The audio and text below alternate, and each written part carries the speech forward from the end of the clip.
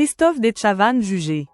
Cet avocat qui a son avenir entre les mains, son visage est familier et pour cause. Christophe Detchavan a fait face à la justice ce jeudi 20 février. Il est représenté par un avocat donc le visage est familier aux téléspectateurs.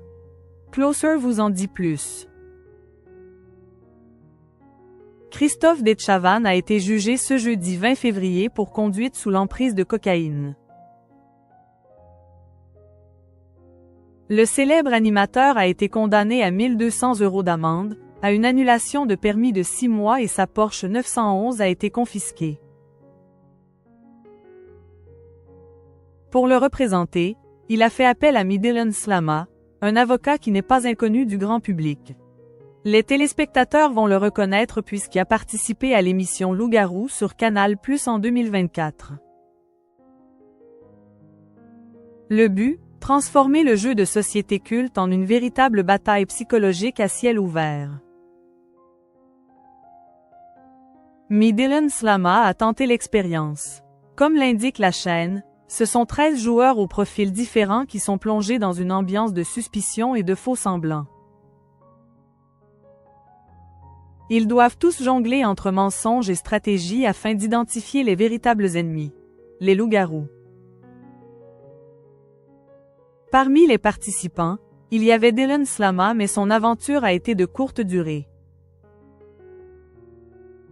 Il jouait le rôle de la « petite fille » et il a rapidement été éliminé puisque ses talents de persuasion n'ont pas réussi à convaincre ses camarades de jeu. Christophe Detchavan, mais que s'est-il passé? Les faits remontent au 17 août 2024, à Toulon-sur-Allier. Christophe Detchavan se trouvait au volant de sa voiture lorsqu'il a été contrôlé pour un excès de vitesse sur la RN7. Lors du contrôle des gendarmes, son test salivaire s'est révélé être positif à la cocaïne. Sur le moment, l'animateur avait reconnu avoir consommé du cannabis et de la cocaïne.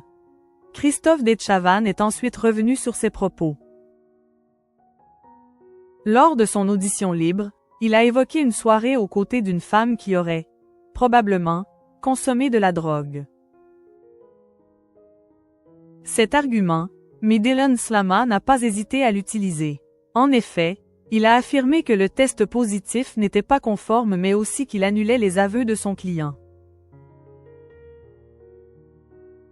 Christophe Detchavan Bino ne sait pas à quoi il a répondu, a-t-il déclaré.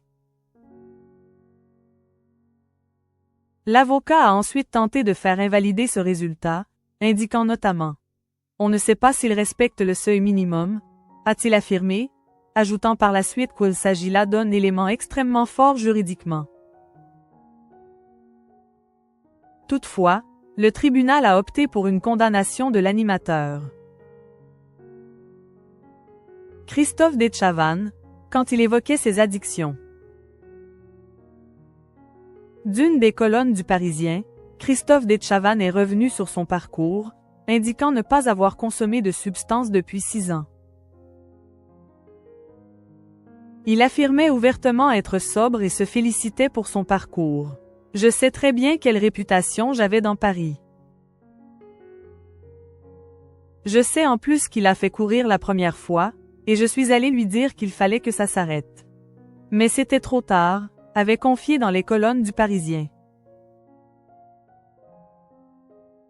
Il avait également évoqué Pierre Palmade, affirmant que, selon lui, l'humoriste était en train de tout foutre en l'air.